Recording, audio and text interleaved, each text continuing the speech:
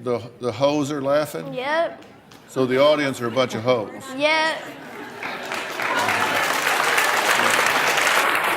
After a 13-year-old girl named Danielle appeared on the Dr. Phil show, called the audience a bunch of hoes, and coined her now famous catchphrase. Catch me outside, how about that? She quickly became a viral sensation, with the internet caching her just about everywhere. She became a meme. She also became a song and dance craze. Catch me outside, how about that? Catch me outside, how about that? Catch me outside, how about that?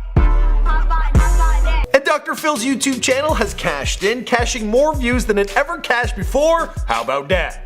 My internet people were telling me the other day that if you put them all together, there's like 157 million views of this thing. Wow. Danielle is returning to the Dr. Phil show, hopefully to get some much needed help. Where's everybody? There's no hoes. After all, she probably needs it. Before her first appearance on the show, she was a misbehaving 13-year-old girl. Now she's a famous misbehaving 13-year-old girl with millions of people watching, scrutinizing, and mocking her. And that's a lot of pressure for someone her age. I'm in jail taking cold baths. I went down the wrong path. She's 12.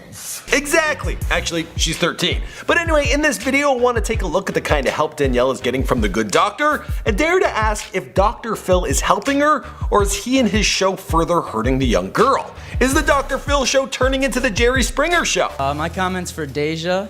You need to stop worrying about who's having sex with who, because you look like you got a bunch of Smurfs. My name is Michael McCrudden, and I want to hear from you and your thoughts on all this in the comments down below. Now, I don't fault Dr. Phil for trying to make money at what he does. That's the world we live in. At some point, you got to start making your own way in this world. You were nothing before I came on this show. Thank you for that. If you can cash in while genuinely helping people, that's a great thing. He's paid for plenty of treatments for his guests, and he seems like a nice guy. While watching him in action, I remember thinking to myself, this man is a genius. He's good at what he does. I have no doubt that Dr. Phil has helped tons of people throughout his career, both before and after he moved his practice to the small screen. Those seem to me to be pretty fair statements. That depends on what country you're in, let me tell you. He was first introduced to America on the Oprah Winfrey Show, helping real people with practical advice and life lessons. It doesn't have anything to do with a rose on her pillow at night. It has to do with how you make her feel about herself. But throughout the years, the tone of his show has seemed to have gotten more and more sensationalistic. Whoa, that was a big word for me. I've been sexually attracted to little girls for the past 60 years, but choose not to act on it. How about that? If your boyfriend hits you or beats you up, stay with him. He loves you. How about that? You think Eminem is your Dad. is your father? How about that? For the show, we weighed Robert on an industrial scale. How about that? Every time you bring a guest on this show, you exploit them and spread whatever the problems they have to the whole world. You think that's helping them? Yeah, keep telling yourself that. You can go. You see what I mean? Dr. Phil is turning into Jerry Springer. Guests are shown in scandalous sizzle reels before they come on stage, there's a jeering audience, and the topics he covers seem to be chosen entirely based on what will get the most attention. Sure, Dr. Phil tries to educate the audience and gives sound moral advice, but so does Jerry Springer. Not even the vows of marriage can keep people together when the love is gone. The only difference is that while Dr. Phil calls his show the most comprehensive forum for discussing mental health issues, Jerry is often obviously embarrassed about how trashy his show is. I mean, they even have slime as the decor. He doesn't pretend he's helping people by showing the world out of control teens or secret lesbian affairs. How about that? Here are some actual titles of videos from Dr. Phil's YouTube channel. Teacher describes sexual relationship with 15-year-old. Teen admits to killing his 11-year-old brother. Teen claims she's 9 months pregnant with baby Jesus. My mom is faking cancer. Parents say they are convinced their 7-year-old will kill. Why are you doing this? Good old Dr. Phil. If I'm the baddest bitch on the street, if I go through life like this with my hands up, it's like I can't get hurt. Now, I admit that clickbait titles are a fixture on YouTube. I try to make my titles exciting as I can. Then again, I do not have a PhD in psychology. I don't sell self-help books, and my show is called Before They're Famous, not Comprehensive Mental Health Forum with Dr. Mike. How about that? Of course, Dr. Phil may sensationalize his guests, but that doesn't mean he's not helping them. Once he gets them on stage, he gives them a safe environment to discuss their issues. I mean, it's not like he puts these vulnerable people on his show just to make fun of them, or does he? There's some keys right in front of me. I know where the car at. You know where the car at. Did you go to the 5th grade? Okay, I gotta admit that's a little funny. You can't blame a 66-year-old medical professional for poking a little fun at a 13-year-old who he's supposed to be helping in front of his live studio audience. We're all guilty of that.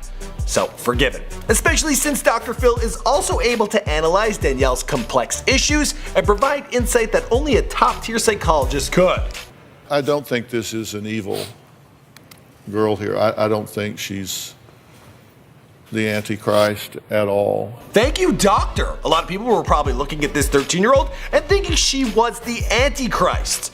So if her psychological condition is not evilness, what does she have? Your attitude and behavior is very clearly a get them before they get me attitude. Okay, so with her medical problem diagnosed, I assume Dr. Phil has given her the care she needs. Whatever the proper combination of therapy and drugs are the best possible treatment for get them before they get me attitude. Let's take a quick peek at the progress she's made since she appeared on the show. It's not pretty. Can't wait 'cause you ain't eat all day. Do you think Alright, y'all gotta stop lying to me. I'm gonna punch one of y'all in y'all shit. Bitch, you got me fucked up! Bitch, you got me fucked up, ho! I'm the baddest bitch on the planet, so y'all better boot your ass out of here, okay? Yeesh, well Dr. Phil, it looks like you've got your work cut out for you. Maybe you should put her in the Dr. Phil house or send her to Dr. Phil Beachbody Boot Camp. Both things, they actually are provided by Dr. Phil. I know. Maybe she could benefit from your son's Teen Focus series of self-help books, your wife's wide-ranging lifestyle brand, or your Shape It Up woo-woo weight loss product. Alright, you had to drop those after the FTC probe and lawsuit. But forget that, and forget the fact that the National Alliance on Mental Illness called your show unethical and irresponsible. After all, you helped Stephen Colbert sort out his problem with his friend's dog. So all is forgiven. You don't really love Riley. You tolerate Riley because he's your friend. I'm so glad you're here, but you're completely wrong. Alright, wrapping things up on a serious note, I do want to thank Dr. Phil. He had me on the show way back in the day to discuss the important psychological issues surrounding the Amy's Bakery episode on Kitchen Nightmares. I really don't know if I would have been able to build this channel if it were not for the exposure and the plug this show got in the form of a lower third saying, Michael creates online posts about Amy and Sammy. Thank you so much. Perhaps I'm just a little bitter because the Dr. Phil show never paid me, and then when I put a video up on it, they demonetized the clip. So, that's probably all it is. Anyway guys, I want to know what you think. Is Dr. Phil's show helping Danielle, or is it further hurting her? Is his show turning into the Jerry Springer show? What do you think? Sound off down below, and we'll see you guys in another video. Boom!